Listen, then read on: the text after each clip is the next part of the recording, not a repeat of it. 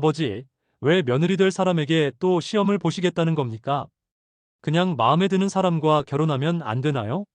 재호야, 내 재산을 지킬 사람은 많다.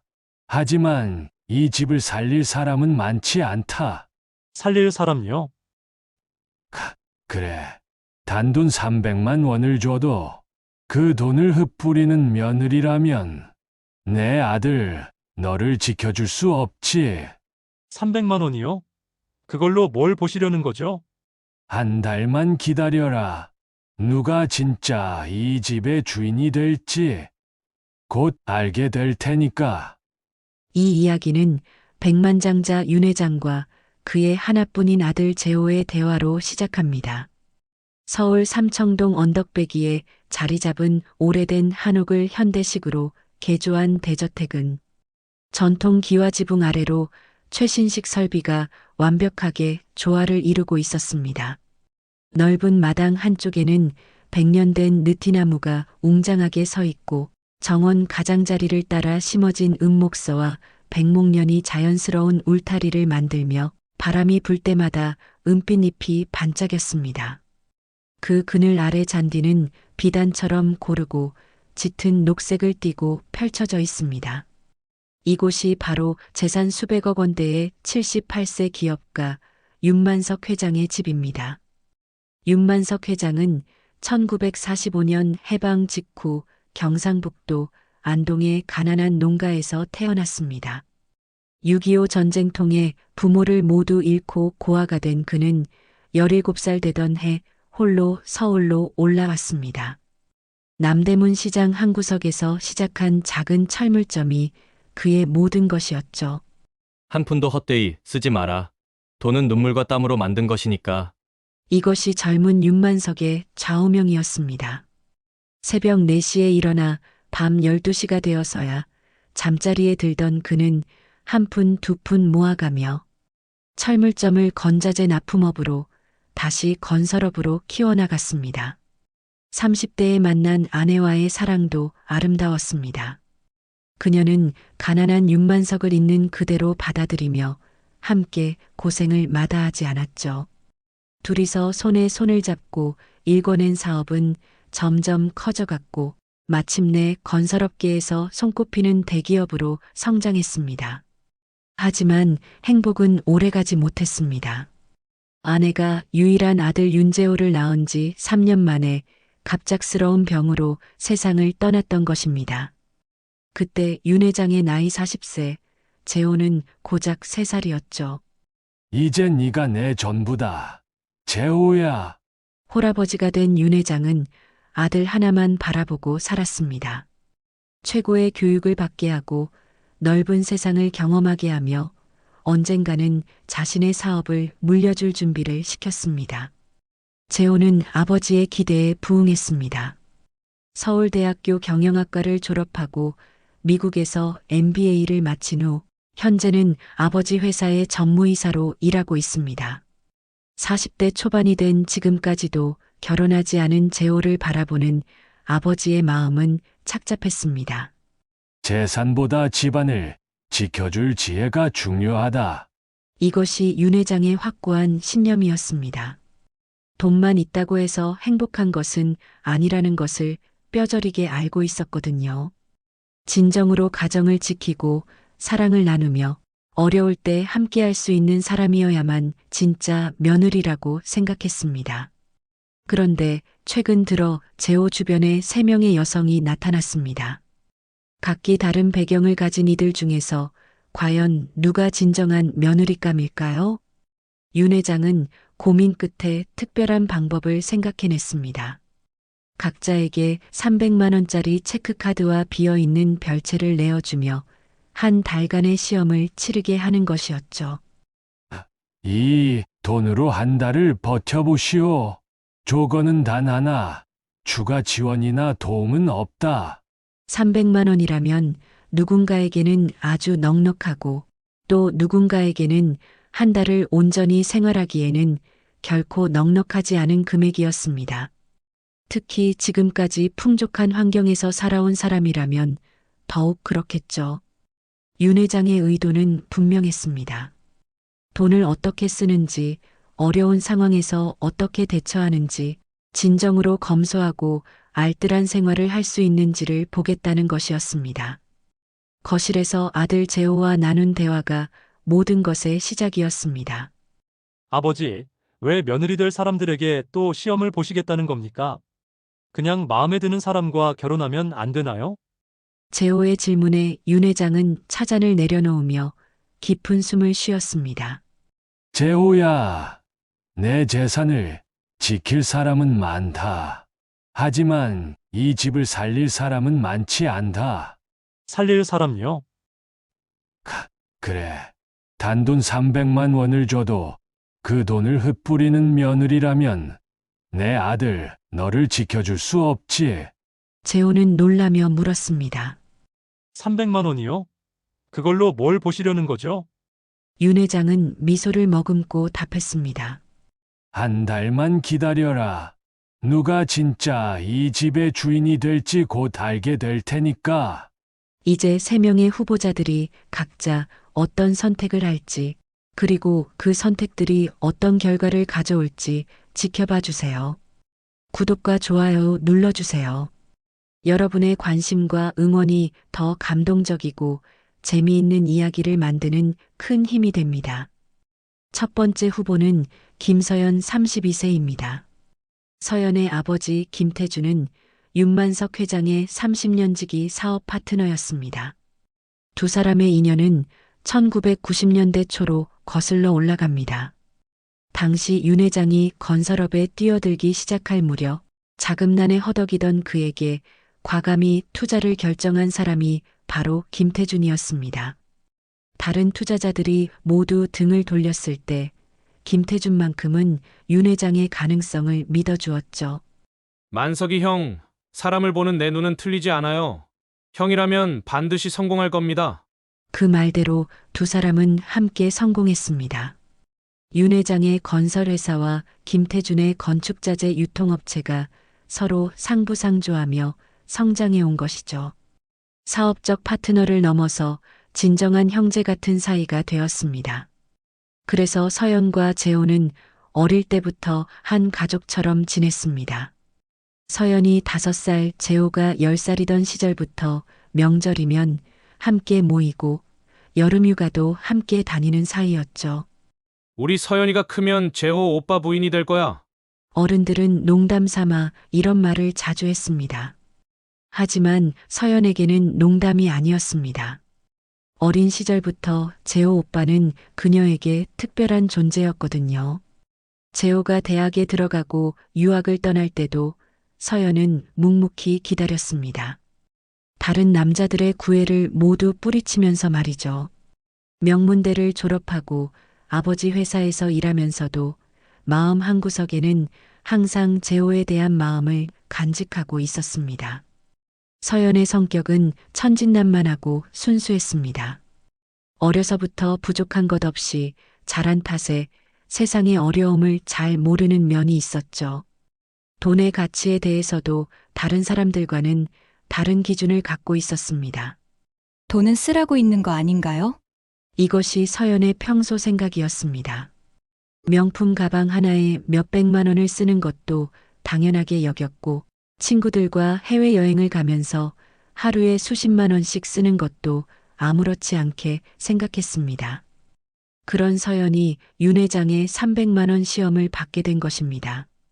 시험 첫날, 서연은 주어진 별채를 둘러보며 당황했습니다. 20평 정도의 작은 공간에 기본적인 가구만 있을 뿐, 그동안 살던 100평대 펜트하우스와는 천지 차이였거든요. 이 먼지 좀 봐요. 이런 곳에서 한 달을 살라고요? 하지만 재호를 위해서라면 무엇이든 할 수 있다고 생각한 서연은 용기를 냈습니다. 첫 주는 그럭저럭 버텨냈습니다. 편의점에서 간단한 음식을 사 먹고 평소보다는 검소하게 지내려고 노력했으니까요. 문제는 둘째 주부터 시작되었습니다. 갑자기 고등학교 동창들로부터 연락이 온 것입니다. 서연아, 다음 주 미영이 결혼식 있잖아. 같이 선물 준비하자. 서연은 고민했습니다. 친구의 결혼 선물을 준비하려면 최소 50만 원은 있어야 했습니다. 하지만 지금 그녀에게 남은 돈은 150만 원 정도. 한 달을 버티기에는 턱없이 부족한 상황이었죠. 그럼에도 서연은 선물을 준비했습니다. 친구 결혼식에 빈손으로 갈 수는 없잖아요. 라며 70만 원짜리 식기 세트를 샀습니다. 셋째 주에는 더 큰 시련이 기다리고 있었습니다. 어머니가 갑자기 아프다는 연락을 받은 것입니다. 병원에 가보니 큰 병은 아니었지만 며칠간 간병이 필요한 상황이었습니다. 서연은 망설이지 않고 남은 돈으로 간병인을 구했습니다. 하루 10만 원씩 5일간 50만 원을 써버린 것이죠. 어머니가 아픈데 돈을 아낄 수는 없어요. 이제 서연에게 남은 돈은 겨우 30만 원. 남은 일주일을 30만 원으로 버텨야 하는 상황이 되었습니다. 처음으로 서연은 진짜 절약이 무엇인지 알게 되었습니다. 편의점 도시락 대신 라면으로 끼니를 때우고 택시 대신 지하철을 이용하며 평소 즐겨 마시던 비싼 커피 대신 집에서 인스턴트 커피를 끓여 마셨습니다. 하지만 서연의 마음은 편치 않았습니다. 내가 제대로 하고 있는 걸까? 재호 오빠는 이런 내 모습을 어떻게 생각할까? 마지막 주 금요일, 정말 예상치 못한 일이 일어났습니다. 별채 수도관이 터진 것입니다. 긴급 수리를 하려면 20만 원이 필요하다고 했습니다. 서연에게 남은 돈은 고작 15만 원. 어떻게 해야 할지 막막했습니다. 그때 서연은 난생 처음으로 진짜 고민을 했습니다. 아버지께 전화를 드릴까? 아니면 재호 오빠에게 도움을 요청할까? 하지만 곧 마음을 다잡았습니다. 아니야. 이것도 시험의 일부일 거야. 내가 스스로 해결해야 해. 서연은 평생 처음으로 중고나라 앱을 깔았습니다. 그리고 자신이 가져온 명품 가방과 액세서리 몇 개를 팔기 시작했습니다. 평생 처음 하는 일이었지만 생각보다 재미있었습니다. 이 가방 정말 예쁘네요. 얼마에 파시는 거예요? 30만 원이요. 원래 200만 원짜리인데 거의 새 거예요. 서연은 온라인으로 중고 물품을 판매하면서 색다른 경험을 했습니다. 돈의 소중함과 물건의 진짜 가치를 처음으로 깨닫게 된 것이죠. 한 달이 지나고 시험이 끝났습니다. 서연은 정확히 영원히 남았습니다. 하지만 그녀의 얼굴에는 이상하게도 만족스러운 미소가 떠올라 있었습니다. 처음으로 진짜 살아봤다는 기분이에요. 서연의 한 달간의 이야기는 그녀 자신에게도 큰 변화를 가져다 주었습니다. 세상을 바라보는 눈이 달라졌고 돈과 사람의 소중함을 알게 되었습니다. 과연 윤 회장은 서연의 이런 변화를 어떻게 평가할까요? 두 번째 후보는 이지은 35세입니다. 그녀는 서울 최고의 로펌에서 일하는 실력파 변호사였습니다. 특히 기업 법무 분야에서는 인정받는 전문가였죠.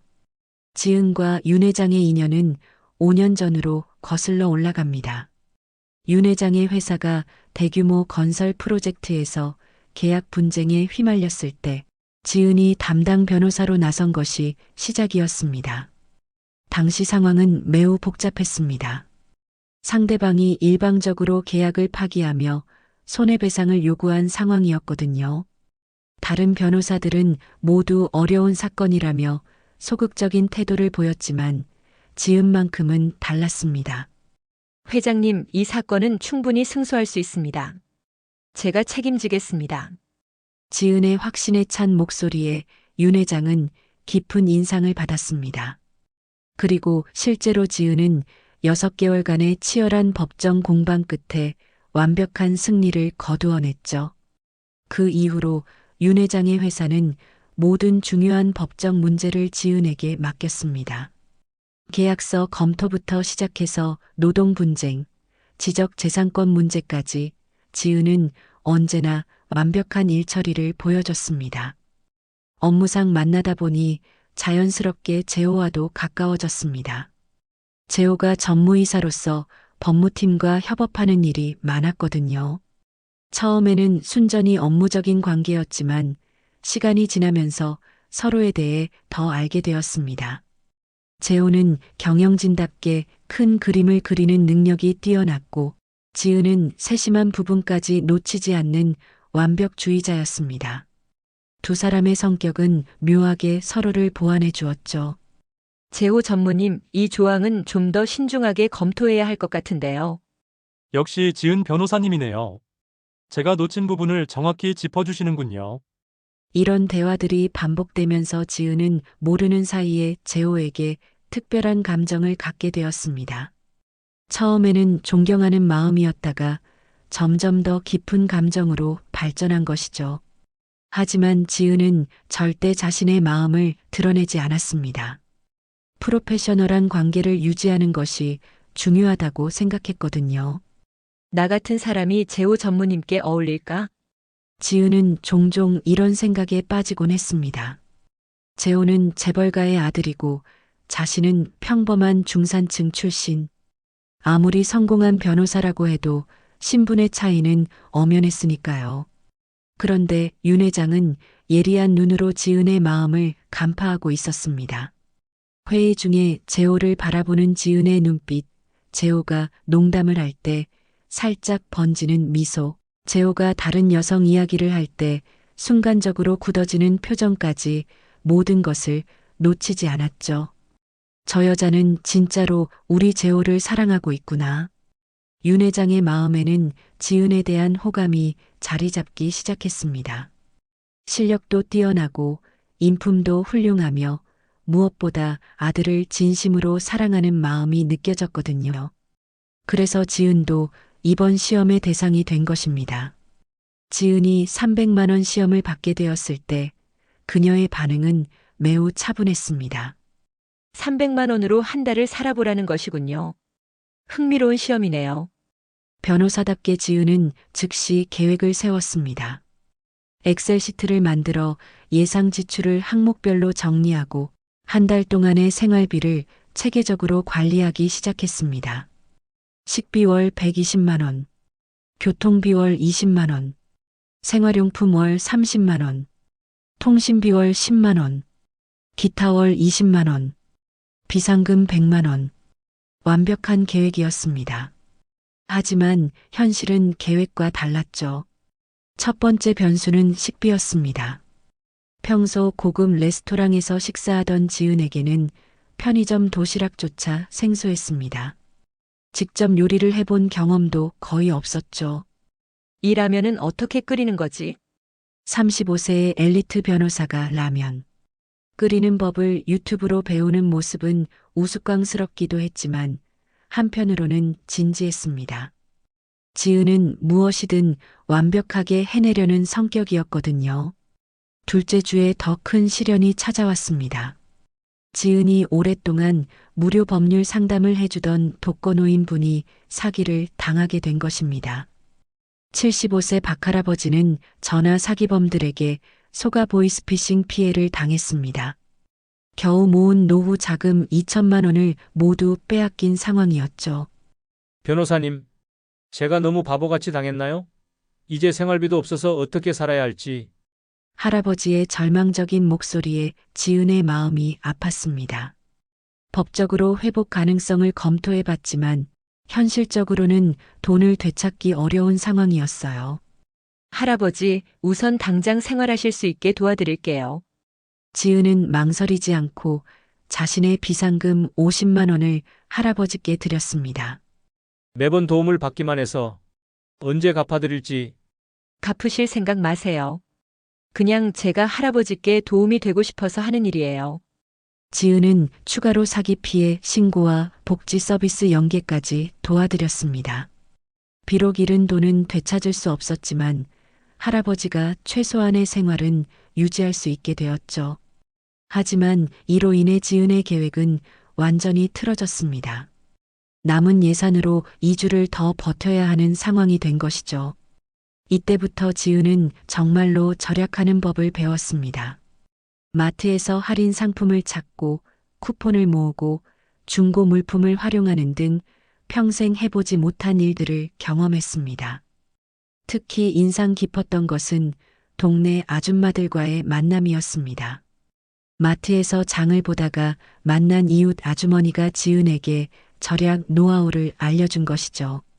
아가씨, 이 시간에 오면 반찬들 반값에 살 수 있어. 그리고 여기 보면 유통기한 임박 상품들 30% 할인하는 것도 있고.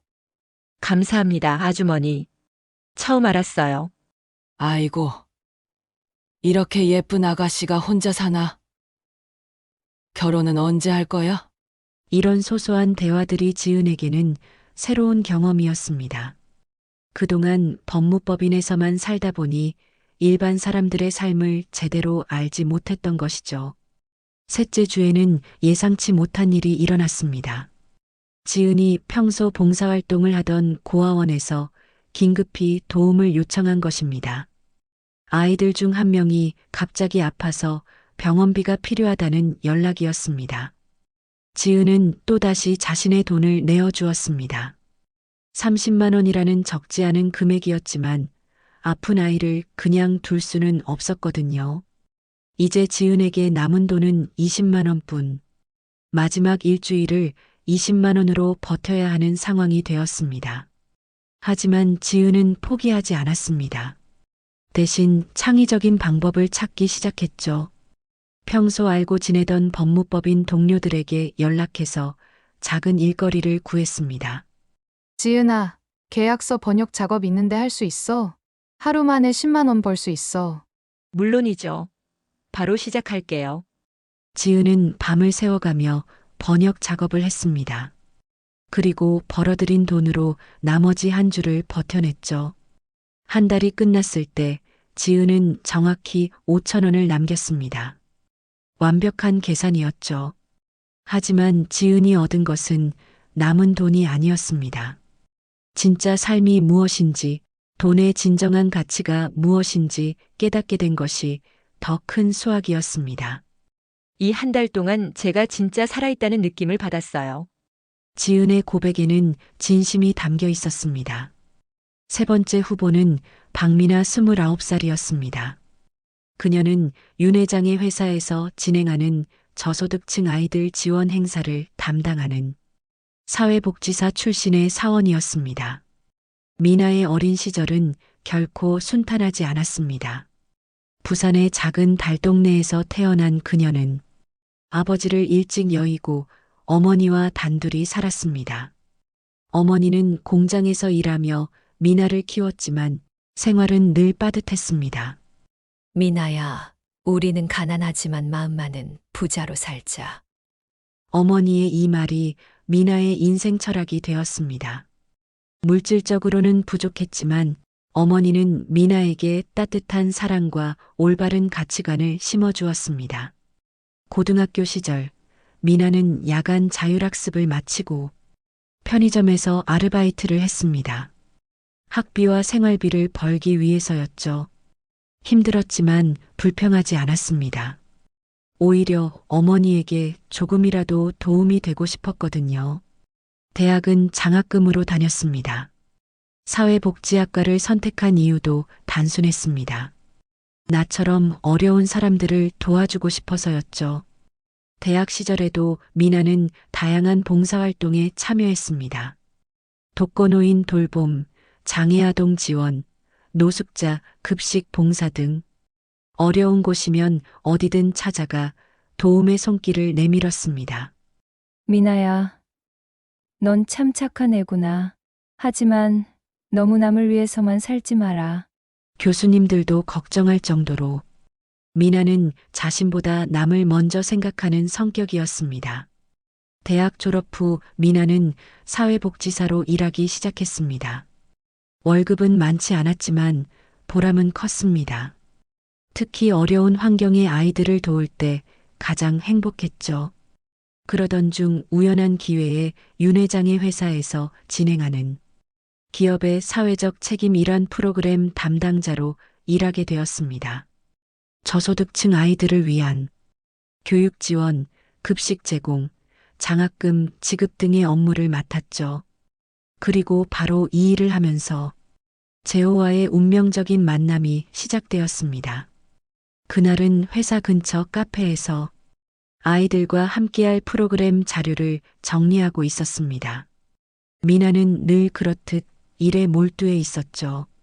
그때 갑자기 아악 하는 소리와 함께 뜨거운 커피가 쏟아지는 소리가 들렸습니다. 돌아보니 정장을 입은 남성이 커피를 온몸에 뒤집어 쓰고 당황해하고 있었어요. 아, 괜찮으세요? 미나는 즉시 자신의 손수건을 꺼내 그 남성의 옷을 닦아주었습니다. 상대방이 누구인지도 모른 채 말이죠. 감사합니다. 정말 미안해요. 제가 너무 급하게 걷다가. 그 남성이 바로 재호였습니다. 중요한 미팅에 가는 길이었는데 커피를 쏟아서 난감해하던 참이었죠. 손수건이 더러워졌네요. 새로 사서 드릴게요. 아니에요. 이런 걸로 뭘. 그냥 세탁하면 되는 거예요. 미나의 순수한 모습에 재호는 깊은 인상을 받았습니다. 요즘 세상에 이렇게 순수한 사람이 있다니 싶었거든요. 그럼 커피라도 한 잔 사드릴게요. 제가 민폐를 끼쳤으니까요. 정말 괜찮습니다. 저는 일이 있어서. 미나는 사양했지만 재호의 정중한 부탁에 결국 짧은 커피 시간을 갖게 되었습니다. 대화를 나누다 보니 미나가 자신의 회사에서 사회 책임 일환 프로그램 업무를 담당하고 있다는 것을 알게 되었죠. 그것도 재호가 직접 관리하는 프로그램이었습니다. 혹시 박미나 씨인가요? 네. 어떻게 제 이름을? 아, 저는 윤재호입니다. 그 프로그램 담당 전무예요. 이렇게 해서 두 사람의 인연이 시작되었습니다. 그 후로 재호는 종종 미나의 업무 현장을 방문했습니다. 표면적으로는 프로그램 진행 상황을 점검하기 위해서였지만 실제로는 미나를 보고 싶었던 것이죠. 미나 씨, 아이들이 정말 행복해 보이네요. 네. 아이들이 웃는 모습을 보면 저도 덩달아 기분이 좋아져요. 미나가 아이들과 함께 있을 때의 모습은 정말 아름다웠습니다. 진심으로 아이들을 사랑하고 아이들도 미나를 따랐죠. 재호는 점점 미나에게 끌렸습니다. 그녀의 순수함과 따뜻한 마음, 그리고 남을 위해 희생하는 모습에 감동받았거든요. 하지만 미나는 재호의 마음을 눈치채지 못했습니다. 자신 같은 평범한 사람이 재벌가 아들의 관심을 받을 거라고는 생각하지 못했으니까요. 전무님은 정말 좋은 분이세요. 이런 프로그램을 진심으로 지원해 주시니까요. 미나에게 재호는 그저 훌륭한 상사일 뿐이었습니다. 그런데 윤 회장은 아들의 변화를 예리하게 감지했습니다. 재호가 사회 책임 일환 프로그램에 유독 관심을 많이 보이는 것, 미나 이야기를 자주 하는 것, 그리고 무엇보다 예전보다 마음이 따뜻해진 것을 느꼈거든요. 저 아가씨가 우리 재호에게 좋은 영향을 주고 있구나. 그래서 미나도 이번 시험 대상에 포함된 것입니다. 미나가 300만 원 시험을 받게 되었을 때 그녀의 첫 반응은 차분한 계획 세우기였습니다. 300만 원. 잘 관리하면 충분히 생활할 수 있을 거예요. 미나는 첫날부터 남들과 다른 접근을 보였습니다. 카드를 들고 가장 먼저 향한 곳은 대형마트였습니다. 하지만 비싼 음식이 아닌 청소도구와 기본 식재료를 구입했죠. 걸레, 세제, 청소용품을 사고 밀가루, 버터, 설탕, 달걀 등 베이킹 재료들을 꼼꼼히 골랐습니다. 총 50만 원을 썼지만 모두 계획이 있는 지출이었어요. 별채로 돌아온 미나는 즉시 대청소를 시작했습니다. 구석구석 먼지를 닦아내고 바닥을 깨끗하게 밀고 창문을 반짝이게 닦았습니다. 마치 새 집처럼 깔끔해진 별채를 보며 미나는 만족스러워했어요. 역시 깨끗한 곳에 있어야 마음도 편해지는 미나였습니다. 둘째 주부터 미나는 본격적인 계획을 실행에 옮겼습니다. 근처 시청에서 주말마다 열리는 플리마켓에 작은 베이킹 부스를 신청한 것이죠. 집에서 만든 수제 쿠키와 빵을 팔면 어떨까요? 플리마켓 관리사무소에서는 미나의 제안을 흔쾌히 받아들였습니다.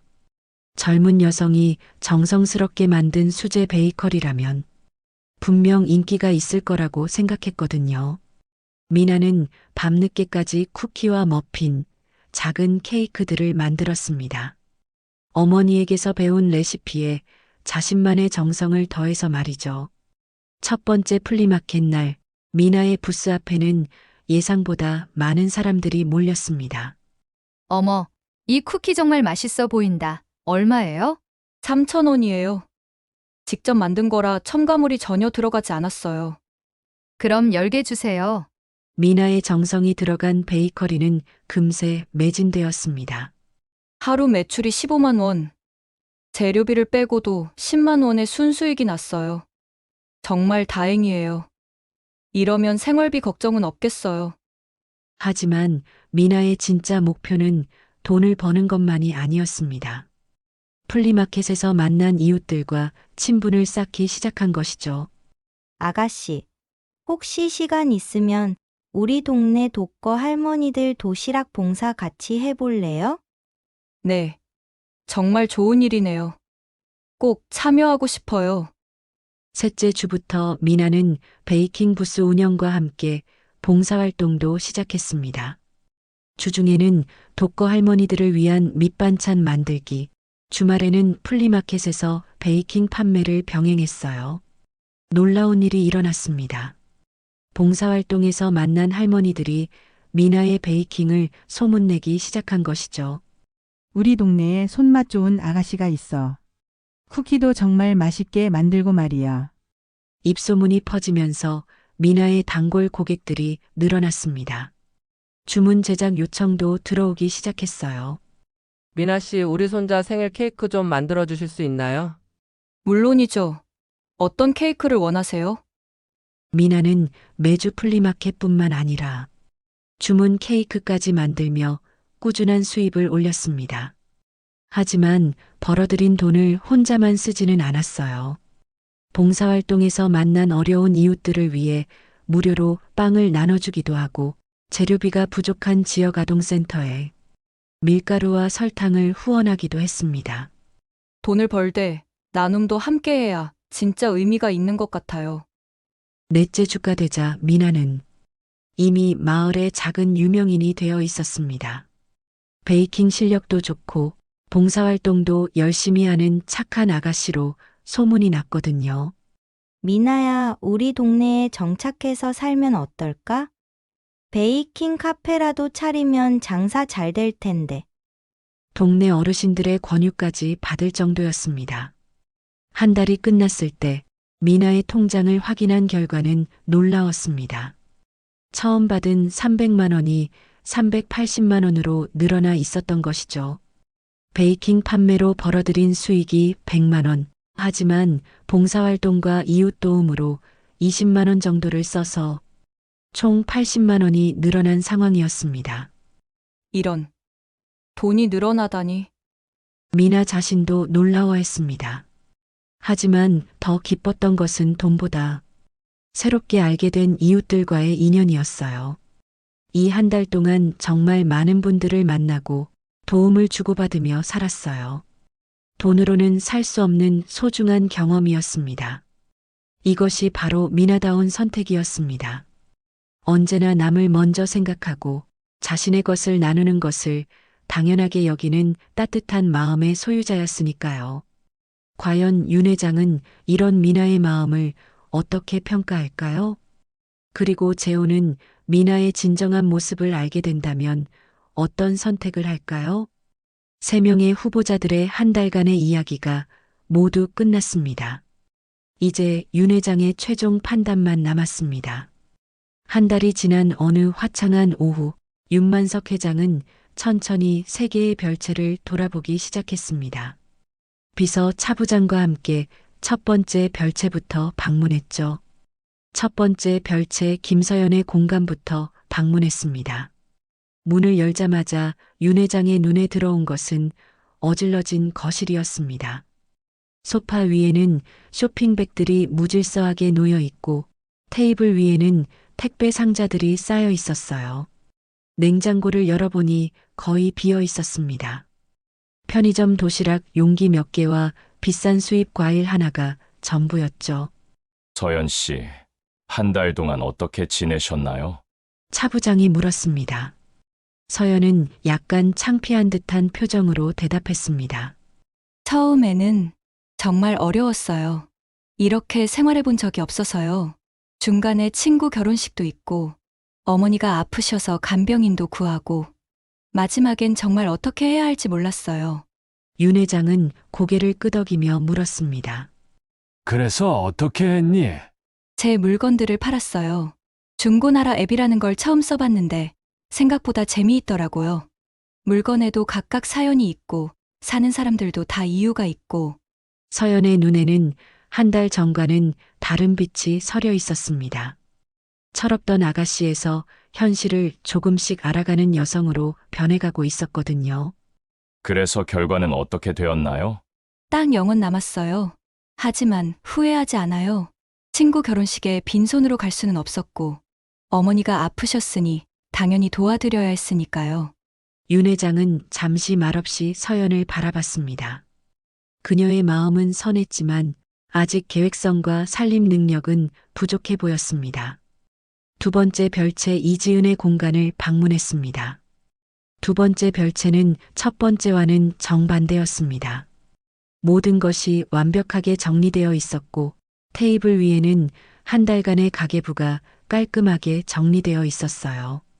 하지만 왠지 생기가 없어 보였습니다. 너무 깔끔해서 사람이 살고 있는 공간 같지 않았거든요. 이 변호사님, 어떻게 지내셨습니까? 지은은 차분하게 대답했습니다. 처음에는 완벽한 계획을 세웠어요. 항목별로 예산을 배정하고 매일 지출을 기록했습니다. 하지만 지은은 잠시 말을 멈췄다가 계속했습니다. 중간에 응급 상황이 생겨서 생각지도 못한 지출이 있었습니다. 제가 봉사하는 고아원에서도 응급 상황이 생겨 30만 원을 더 보냈습니다. 그래서 계획이 완전히 틀어졌어요. 그래서 어떻게 하셨나요? 밤에 번역 일을 했어요. 평소 알던 동료들에게 부탁해서 작은 일거리를 구했습니다. 그렇게 부족한 돈을 벌어서 한 달을 버텼어요. 지은은 가계부를 윤 회장에게 보여주었습니다. 정확히 5천 원이 남아있다고 적혀 있었어요. 대단하시군요. 정말 치밀하게 계산하셨네요. 하지만 윤 회장의 표정에는 미묘한 아쉬움이 있었습니다. 지은은 완벽했지만 뭔가 차가운 느낌이 들었거든요. 세 번째 별채 박민아의 공간에 도착했습니다. 마지막 별채에 도착했을 때 윤 회장은 깜짝 놀랐습니다. 현관문을 열기도 전에 달콤한 빵 굽는 냄새와 꽃향기가 코끝을 스쳤거든요. 문을 열자 미나가 에이프런을 두르고 환하게 웃으며 맞이했습니다. 회장님, 어서 오세요. 마침 쿠키를 구웠는데 드셔보실래요? 별채 안은 놀랍도록 따뜻하고 포근했습니다. 깨끗하게 정리된 공간 곳곳에 작은 화분들이 놓여 있고 냉장고 문에는 여러 장의 쪽지들이 붙어 있었어요. 이 쪽지들은 뭡니까? 아, 동네 분들이 남겨주신 감사 인사들이에요. 맛있는 빵 고마워요. 봉사활동 덕분에 힘이 났어요. 이런 내용들이요. 윤 회장은 쪽지들을 하나하나 읽어보았습니다. 모두 미나에 대한 고마움이 담긴 따뜻한 메시지들이었어요. 미나 씨, 한 달 동안 어떻게 지내셨는지 말씀해 주시겠어요? 미나는 수줍게 웃으며 이야기를 시작했습니다. 처음에 청소용품과 베이킹 재료를 사서 이곳을 정리했어요. 그 다음 주말 플리마켓에서 수제 쿠키와 빵을 팔기 시작했습니다. 플리마켓에서요? 네, 생각보다 반응이 좋아서 단골 손님들도 생겼어요. 그러다 보니 동네 분들과 친해졌고 함께 봉사활동도 하게 되었습니다. 미나는 윤 회장을 부엌으로 안내했습니다. 깔끔하게 정리된 베이킹 도구들과 재료들이 눈에 들어왔어요. 정말 대단하시네요. 그래서 결과는 어떻게 되었나요? 미나는 잠시 머뭇거리다가 조심스럽게 통장을 보여주었습니다. 죄송해요. 돈이 늘어나 버렸어요. 380만 원이 있습니다. 윤 회장은 놀란 표정으로 미나를 바라봤습니다.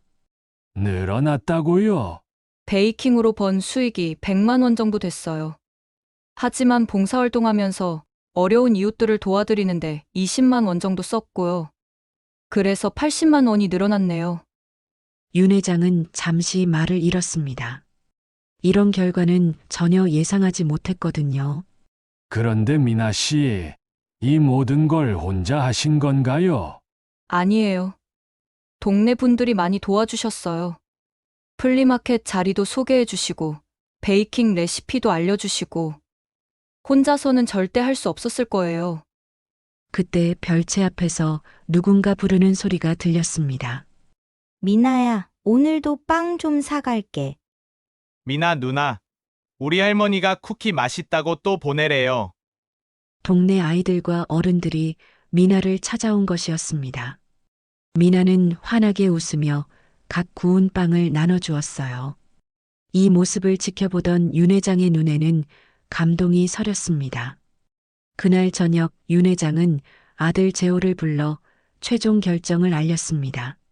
재호야, 결정했다. 누구를 선택하셨나요, 아버지? 윤 회장은 깊은 숨을 쉬며 말했습니다. 서연이는 착한 아이지만 아직 철이 없구나. 돈을 다 써버리고도 계획 없이 살았어. 지은이는 완벽하지만 너무 차갑다. 계산적이고 효율적이지만 사람의 온기가 부족해. 재호는 조용히 아버지의 말을 들었습니다. 하지만 미나는 달랐다. 그 아이는 돈을 지키는 게 아니라 돈을 키웠어. 혼자가 아니라 이웃들과 함께 말이야. 윤 회장은 창밖을 바라보며 계속했습니다. 재산은 줄 수 있어도 살림을 일으키는 힘은 가르칠 수 없지. 우리 집안에 필요한 사람은 미나야. 재호의 얼굴에 환한 미소가 번졌습니다. 사실 그도 이미 마음속으로는 미나를 선택하고 있었거든요. 다음 날 윤 회장은 세 여성을 모두 불러 최종 결과를 발표했습니다. 여러분, 한 달 동안 정말 수고 많으셨습니다. 각자 나름대로 최선을 다하신 것을 잘 알고 있어요. 서연과 지은은 긴장한 표정으로 윤 회장을 바라봤습니다. 하지만 이 시험의 진짜 목적은 돈을 아끼는 것이 아니었습니다. 진짜 살림꾼이 누구인지 찾는 것이었어요. 윤 회장은 미나를 바라보며 말했습니다. 미나 씨, 당신은 300만 원을 380만 원으로 불렸을 뿐만 아니라 이웃들과 아름다운 관계를 만들어냈습니다. 이것이야말로 진정한 살림이라고 생각해요. 미나는 놀란 표정으로 윤 회장을 바라봤습니다. 돈을 지키는 힘보다 스스로 키우는 힘이 진짜 재산입니다. 그리고 혼자가 아닌 함께하는 힘. 그것이 바로 우리 집안이 필요로 하는 것이에요. 윤 회장은 미소를 지으며 말을 이었습니다. 미나 씨, 우리 재호와 결혼해 주시겠습니까? 그 순간 재호가 무릎을 꿇고 반지를 꺼냈습니다. 미나 씨, 처음 만났을 때부터 당신이 특별하다고 생각했어요. 이 한 달 동안 당신의 진짜 모습을 보고 더욱 확신하게 되었습니다. 저와 결혼해 주세요. 미나의 눈에는 감동의 눈물이 고였습니다. 네. 네. 정말 기쁩니다. 서연과 지은도 진심으로 축하해 주었습니다. 비록 선택받지는 못했지만 이 한 달이 그들에게도 소중한 경험이었거든요. 그날부터 윤 회장의 집에는 따뜻한 웃음소리가 끊이지 않았습니다. 미나가 만든 수제빵 냄새와 함께 말이죠. 몇 달 후 미나와 재호의 결혼식이 열렸습니다. 동네 이웃들까지 모두 참석한 따뜻한 결혼식이었어요. 윤 회장은 하객들 앞에서 말했습니다. 돈으로는 행복을 살 수 없습니다. 하지만 지혜로운 마음과 따뜻한 인간관계로는 진짜 부자가 될 수 있어요. 우리 며느리 미나가 그것을 보여주었습니다. 그리고 신혼부부에게는 특별한 선물을 했죠. 미나가 베이킹 부스를 열었던 그 플리마켓 근처에 작은 베이커리 카페를 차려준 것입니다. 이제 동네 사람들과 더 가까이 지내면서 행복한 가정을 꾸려나가세요. 미나의 카페는 곧 동네 사람들의 사랑방이 되었습니다. 맛있는 빵과 따뜻한 마음으로 모든 이웃들을 맞이하는 곳 말이죠. 윤 회장은 가끔 그 카페에 들러 미나가 사람들과 웃으며 이야기하는 모습을 바라보곤 했습니다. 역시 내 선택이 옳았구나. 저 아이야말로 진짜 우리 집안의 보물이야. 1년 후 미나와 재호에게는 귀여운 아기가 태어났습니다. 윤 회장은 손자를 안으며 행복한 미소를 지었어요. 이 아이도 아빠, 엄마처럼 돈의 진짜 의미를 알고 자랐으면 좋겠구나. 미나는 윤 회장에게 말했습니다. 아버님, 그 시험 덕분에 저도 많이 배웠어요. 돈은 쌓아두는 게 아니라 흘려보내야 더 많이 돌아온다는 거요. 그래, 물이 흘러야 맑듯이 돈도 흘러야 살아있는 법이란다. 그날도 카페에는 동네 사람들의 웃음소리가 가득했습니다. 미나가 만든 따뜻한 빵과 함께 나누는 이야기들 속에서 진짜 부자가 무엇인지 모든 사람들이 느낄 수 있었거든요. 윤만석 회장이 마지막에 남긴 말처럼 돈을 지키는 힘보다 스스로 키우는 힘이 진짜 재산입니다. 진정한 부는 혼자 쌓아가는 것이 아니라 사람들과 함께 나누며 키워가는 것입니다.